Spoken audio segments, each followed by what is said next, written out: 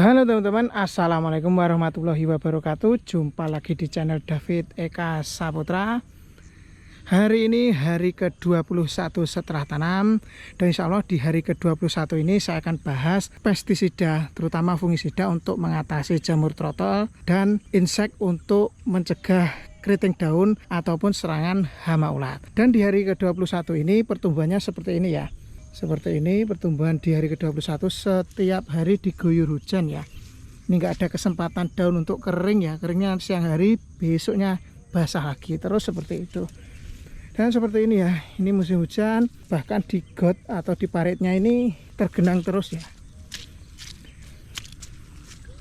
Dan di hari ke-21 ini kita mulai melakukan pengikatan untuk tanamannya ya. Untuk tanamannya mulai diikat untuk yang pertama kalinya. Dan ini normal itu kalau umur 20 sudah bisa diikat sampai nanti umur 23 ya, itu harus segera diikat ya. Ini bisa dilihat ya, ini cabang-cabangnya semrawut ya, ini enggak tertata karena belum diikat. Dan yang sebelah sini ini sudah mulai diikat. Tadi pagi mulainya dari atas di sebelah sini. Nah ini ya, ini kita mulai dari yang sebelah sini ya, ini sudah mulai diikat. Ini seperti ini. Dan untuk pengikatan seperti biasa ya. Biasanya di sini ada 3 batang. Yang pertama batang utama. Yang ini batang utama. Yang kedua cabang ini cabang, yang sebelah sini ini cabang. Ini cabang juga. Jadi ada 2 cabang, ada 1 batang utama. Yang diikat yang mana? Yang batang utama. Seperti ini ya. Ini juga, ini batang utama, ini cabang nomor 1, cabang nomor 2. Ini ya, seperti ini lebih jelas ya. Ini batang utama, ini cabang, ini cabang. Jadi cabangnya nanti dibiarkan telasah dan untuk batang utamanya diikat di lanjaran. Di hari ke-21 ini selain kita melakukan pengikatan untuk yang pertama kalinya, ini nanti kita akan melakukan penyemprotan ya. Ini seperti ini sudah mulai kena jamur ya. Dihilangkan aja, dipotong kalau ada daun-daun yang terkena jamur. Kita akan melakukan penyemprotan lagi untuk pestisidanya. Dan untuk pestisida ini saya lebih fokus untuk penanganan jamur dan proteksi terhadap daun. Untuk pestisida yang saya pakai, ini dia pestisidanya. Untuk penyemprotan jedanya mesti 4 hari sekali ya. Kemarin umur 4, umur 8, 12, 17, dan sekarang ini umur 21. Untuk pestisida yang saya pakai ini ya. Yang pertama saya pakai fungi. Kali ini saya pakai Daconil ya untuk mengatasi jamur. Ini racun kontak. Kemudian yang kedua saya tambahkan cover ya. Cover ini bahan aktifnya, komposisinya yaitu silika. Ini dapat memproteksi, melindungi jamur agar jamur tidak mudah menempel pada daun. Yang ketiga pestisida inseknya. Inseknya saya pakai Prevaton ini untuk obat ulatnya. Ini saya pakai 15 ml per tangki semprot 16 liter. Untuk cara penyemprotannya seperti ini ya, mulai dari bawah daun ke atas daun, tipis-tipis seperti ini, merata pada seluruh bagian tanaman ya, entah itu batang maupun daun, semua kena semprot. Tapi tipis ya, tipis, cukup seperti ini.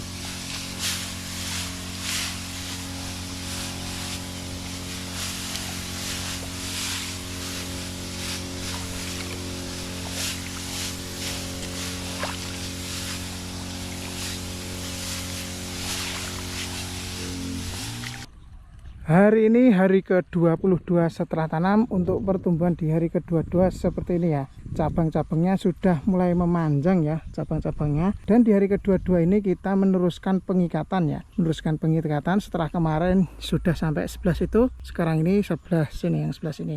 Dan insya Allah hari ini insya Allah selesai cuma sampai sebatas ini aja. Karena yang sebelah sana ini masih kecil-kecil, jadi belum saatnya diikat. Dan bagian yang atas yang kemarin diikat seperti ini ya hasilnya. Ini pertumbuhan di hari ke-22. Untuk cabang-cabangnya sudah mulai telasah ke bagian tengah seperti ini ya di hari ke-22. Dan untuk pemupukan ini saya tunggu dulu apakah gejala jamurnya sudah mulai berhenti seperti ini. Ini mulai muncul jamur baru ya.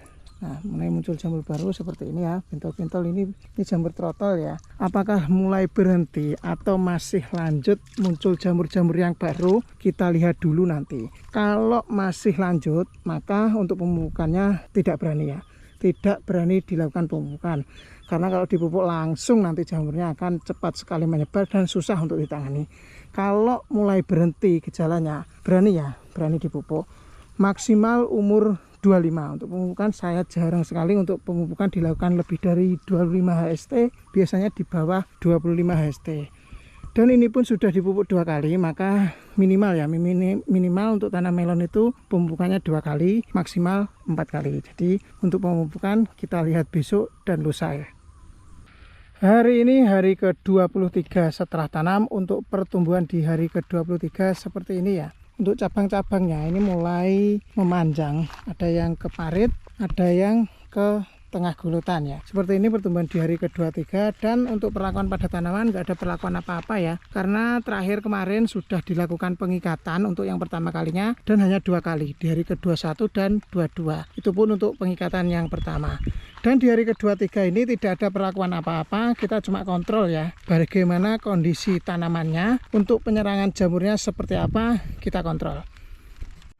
Hari ini hari ke-24 setelah tanam. Untuk pertumbuhan di hari 24 seperti ini ya. Ini cabang-cabangnya sudah mulai terasa. Dan tadi malam diguyur hujan ya. Semalaman diguyur hujan sangat deras. Bahkan ada beberapa daerah tempat kami itu kena banjir ya. Dan untuk jamurnya ini saya perlihatkan ya teman-teman. Ini ngebios, semua kena jamur ya. Semua kena jamur seperti ini. Ini daun-daunnya, ini semua ya, semua kena jamur dalam waktu semalaman. Dalam waktu semalaman ini kelihatan ya, kayak gini kuning-kuning ini. Nah ini seperti ini ya. Ini dalam waktu hujan semalam direndam air ya, seperti ini. Kalau sudah seperti ini dengan sangat terpaksa tidak berani dipupuk, entah itu pupuk daun ataupun pupuk kocor, tidak berani ya. Ini harus segera dihentikan. Karena apa? Kalau enggak ini cepat sekali menyebar ya. Seperti ini ya. Parah, ini sangat parah. Duh, ini sangat parah. Setelah ini saya akan semprot dengan fungisida. Untuk racun kontak dan racun sistemiknya saya pakai ini. Untuk pestisidanya saya pakai ini ya. Untuk racun kontaknya saya pakai Daconil. Ini bahan aktifnya chlorothalonil 75%. Dan untuk sistemiknya saya pakai Amistar Top ya. Ini bahan aktifnya azoxystorbin dan difenikazol. Terus untuk inseknya saya pakai Muspilan ya. Ini bahan aktifnya acetamiprid. Untuk dosisnya, untuk yang Amistar Top ini 1 ml per liter ya, 1 ml per liter. Terus untuk Amistar Topnya juga pakai 1 ml per liter. Dan untuk perekatnya saya pakai yang bagus ya. Ini pakai Agristik dari Bayer. Nah ini saya perlihatkan jamurnya ya ketika siang hari seperti ini, kelihatan ya. Kelihatan ini bentol-bentol kuning-kuning ini jamur semua. Nah seperti ini.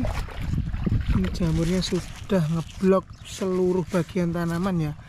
Sangat cepat sekali untuk penyebarannya. Amat sangat cepat ya. Dalam waktu semalam aja sudah penuh satu pohon.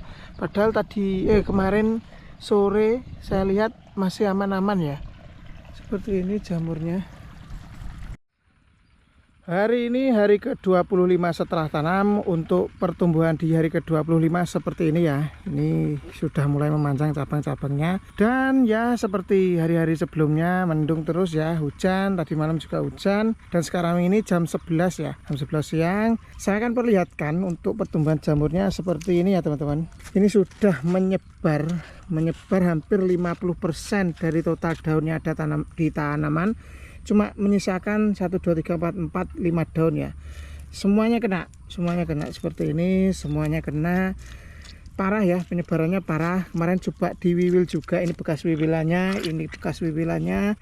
Kita coba wiwil, ternyata masih aja menyebar ya. Sangat cepat penyebarannya. Nah ini ada beberapa penyebab. Ini nggak bisa ya kita salahkan iklim atau cuaca, nggak bisa ya. Ini yang perlu dievaluasi petaninya, terutama saya sendiri. Kenapa bisa sampai jamurnya separah ini, sengeri ini, penyebarannya sangat cepat, dan kenapa tidak bisa ditangani dengan cepat atau dengan tepat. Untuk evaluasinya saya ada beberapa rangkuman yang menjadi pengalaman ke depan untuk teman-teman kenapa bisa sampai terjadi seperti ini. Evaluasi yang pertama, mungkin yang pertama itu terlalu banyak pupuk dasar ya. Kemarin seperti yang sudah saya jelaskan, lahan ini sudah lama sekali tidak ditanami, bertahun-tahun, mirip seperti lahan yang di samping saya ini, gulmanya bahkan setinggi orang dewasa. Di sini itu bertahun-tahun nggak ditanami, nggak diolah, nggak dipupuk, dan tentunya kalau lahan seperti itu untuk kesuburannya akan berkurang. Nah, karena kesuburannya akan berkurang, unsur haranya juga berkurang, maka pemupukannya saya perbanyak. Nah, ini mungkin ini kesalahan di awal ini, terlalu banyak pupuk. Biasanya kalau pupuk saya itu perbandingannya 1:3, 1 NPK, 3 pupuk fosfat, entah itu Turima, Vertipos, SP36 atau pupuk fosfat yang lainnya. Jadi 1:3. Kali ini enggak 1:1, 4 Ponska dan 4 Turima. Nah, ini menurut saya ini terlalu over atau terlalu banyak.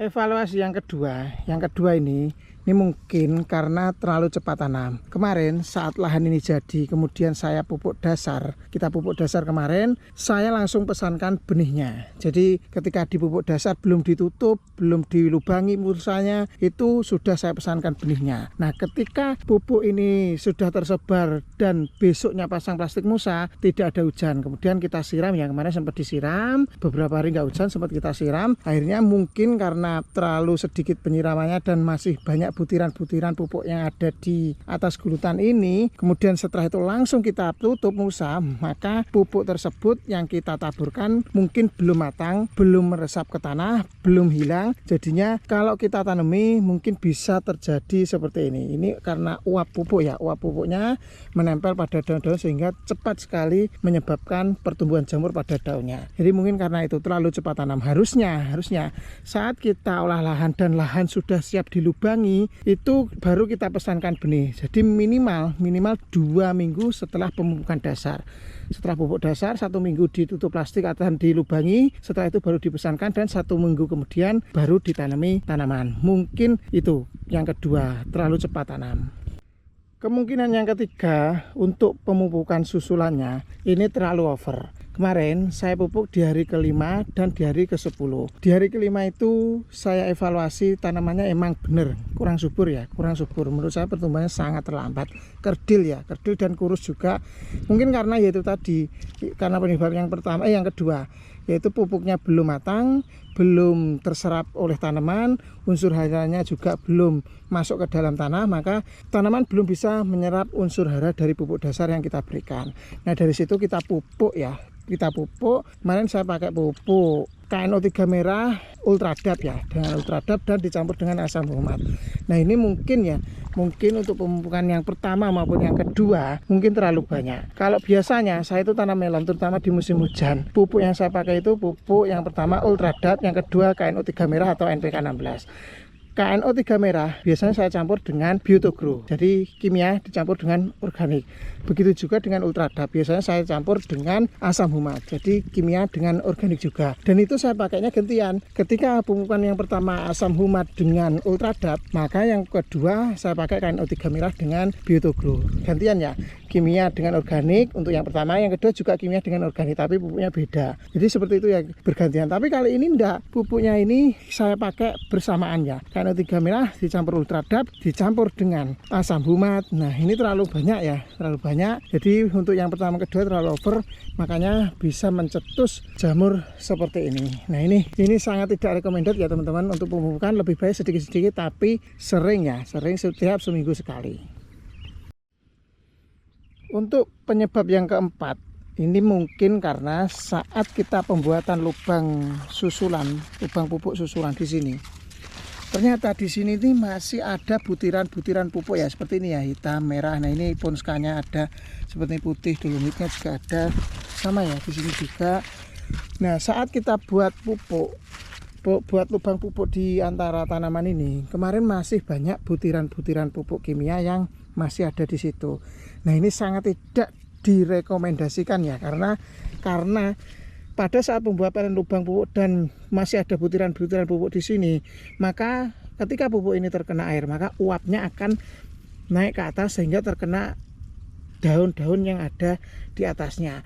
Ini pencetus jamur ya, pupuk granul atau butiran-butiran pupuk, kalau dia kena air, sifat kimianya akan cepat menguap dan terkena daun. Ini tidak recommended ya. Boleh pupuk tajuk atau pupuk tabur di sini boleh, tapi baiknya ditutup dengan tanah, jangan dibiarkan.